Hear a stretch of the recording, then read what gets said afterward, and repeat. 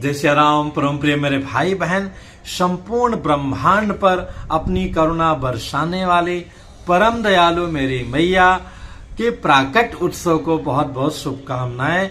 जिनको संसार में सीता नवमी, जानकी नवमी के नाम से जाना जाता है, जो इस बार हम लोगों को 29 अप्रैल 2023 को प्राप्त हो रहा है, शनिवार के दिन। इस दिन का बहुत बहुत बहुत ही बड़ा महत्व है। इस अवसर पर हमारे अयोध्या जी में श्री कनक बिहारी जी के पावन दरबार में, मतलब कनक भवन में, माता रानी जी का विशेष अभिषेक पूजन अर्चन का आयोजन होता है, जहां कई बार अपने गुरु जी के साथ मुझे भी जाने को अवसर मिला। साथ में ही मिथिला धाम में जो माता जी का जन्मभूमि है, प्राकट का स्थान है, वहां पर भी बहुत धूमधाम से मनाया जाता है। जीवन में कम से कम एक बार तो जाने का अवश्य सभी भक्तों को प्रयत्न करना चाहिए, जीवन धन्य हो जाएगा। अगर हम नहीं जा सकते हैं तो भी कोई बात नहीं। श्री राम नवमी की भांति ही इस दिन जो है व्रत रहने का बहुत बहुत बहुत ही बड़ा महत्व है। व्रत का इतना बड़ा महत्व मेरे भाई बहन कि जो खोड़श महादान आया है, उन दानों को करने के पश्चात नियम पूर्वक जो पुण्य फल की प्राप्ति होती है, वही पुण्य फल प्राप्ति जो है हमें व्रत रहने से बहुत ही सरलता से, सहजता से मिल जाता है।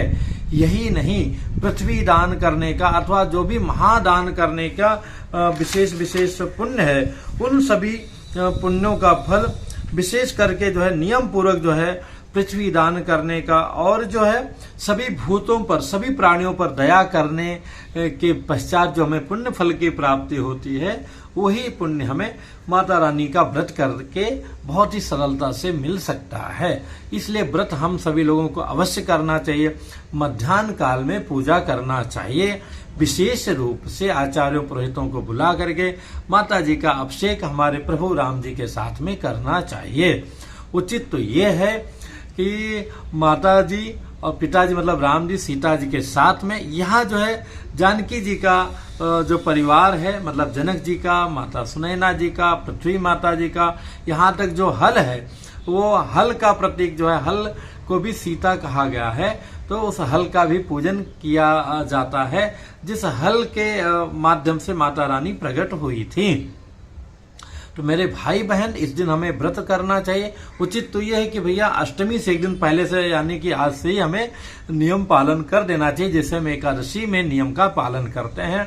प्रातः काल उठना चाहिए, आसपास तीर्थ हो, सरोवर हो, वहां जाना चाहिए स्नान करने। नहीं, घर में ही सामान्य स्नान करके गंगा जल अथवा सरयू जल, जो भी पवित्र नदी का जल हो, वो मिला करके स्नान कर लेना चाहिए। नियम का पालन करना चाहिए, सत्य का पालन करना चाहिए।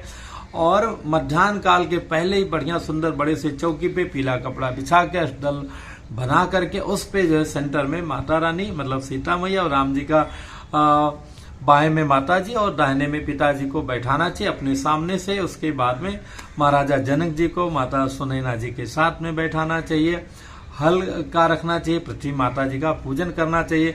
जो अष्ट सखी हैं सीता मैया की, उनकी भी पूजा का विधान है, करना चाहिए। अगर इतना नहीं कर सकते हैं तो सीता राम जी का तो पूजा कर ही सकते हैं।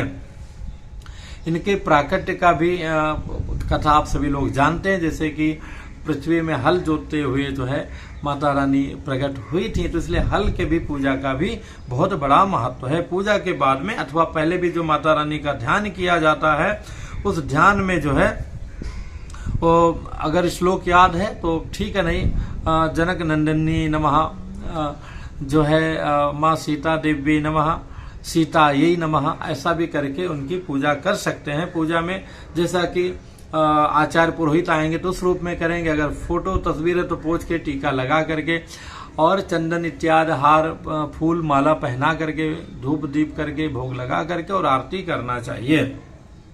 और अगर आचार्य पुरोहित आते हैं, माता रानी की धातु की मूर्ति है, राम जी की भी मूर्ति है, नहीं सुपाड़ी में भी उनका आवाहन पूजन हो जाता है।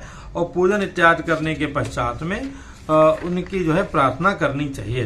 प्रार्थना में भी कई सारे मंत्र हैं। एक छोटा सा है कि दशानन विनाशाय माता धरणी संभव मैथिली शील संपन्ना पातुनः पति देवता, ऐसा करके प्रार्थना कर लेना चाहिए। और इसके बाद में परिक्रमा इत्यादि कर करके भजन संकीर्तन करना चाहिए। हो सकता है तो आचार्य बंधुओं को भी पूरे परिवार के साथ में अथवा स्वजनों के साथ में फलहार प्रसाद इत्यादि जो है ग्रहण कराना चाहिए। इनके जो है पूजन का जो कथा है, महत्व है, वो अलग वीडियो में रखने का प्रयत्न करूंगा। दूसरी बात में अगर हम लोग देखते हैं तो जैसे कन्हैया जी का प्राकट हुआ था भाद्रपद के कृष्ण पक्ष की अष्टमी में, तो उसी के तत्काल बाद जो है भाद्रपद शुक्ल पक्ष की अष्टमी में माता राधा रानी जी का प्राकट हुआ था। तो दोनों तिथियां, दोनों पक्ष जो बिल्कुल उपेक्षित थे, दोनों जो है परम जो है पूज्य बन गए। सर्वप्रथम उसी तिथि को कन्हैया ने जन्म लिया और बाद में मैया ने, राधा रानी जी ने जन्म लिया, मतलब प्रकट हुई। उसी प्रकार से आप देखेंगे तो चैत्र शुक्ल के जो है नवमी तिथि को प्रभु हमारे श्री राम जी पुख नक्षत्र में प्रकट हुए अथवा जन्म लिए, जो भी माने अवतार लिए। तो उसी प्रकार से उसके एक महीने पश्चात जो है वैशाख शुक्ल नवमी में जो है माता रानी का अवतरण होगा। और इनका भी अवतरण आपको जान करके प्रसन्नता होगी। जैसे राम जी का पुख नक्षत्र में हुआ था, वैसे माता रानी का भी जो है अवतरण मंगलवार के दिन पुख नक्षत्र में मध्याह्न काल में अवतरण हुआ था, मतलब वो पृथ्वी से प्रकट हुई थी। तो ये दोनों पक्ष जो है धन्य हो गया। तो वहां पर जो है केवल 15 दिन का अंतर था और यहाँ पूरे 1 मास का अंतर है। तो ये दोनों से हमें एक कहीं ना कहीं शिक्षा मिलती है अथवा ये मिलती है कि माता पिता हमारे अलग नहीं है। ऐसा नहीं कि हम माँ को बहुत प्रेम करें, पिताजी को कम करें। ठीक है, कम ज्यादा हो सकता है, कई बार होता है, लेकिन हमें दूसरे का अपमान अथवा अवहेलना नहीं करना चाहिए। अथवा कई बार भक्तगण जो है राम जी में, कन्हैया जी में आपस में द्वंद्व करते हैं, ये भी नहीं होना चाहिए। सब प्रभु का ही रूप है। लेकिन हाँ, ये बात सत्य है, जिसको मानिए संपूर्णतः से उनको ही मानिए, मतलब उनके प्रति ही समर्पित रहिए। बाकी सम्मान भगवान के हर रूप का कीजिए, आदर कीजिए और यथासंभव जब जब अवसर मिले तो उत्सव मनाइए। तो पुनः आप सभी लोगों को जानकी नवमी की बहुत बहुत शुभकामनाएं। अवश्य व्रत रखिए और इतना महत्वपूर्ण जो है जो पुण्य फल देने वाली, इसका लाभ लीजिए। पुनः मिलूंगा एक नई जानकारी के साथ में। जय सिया राम।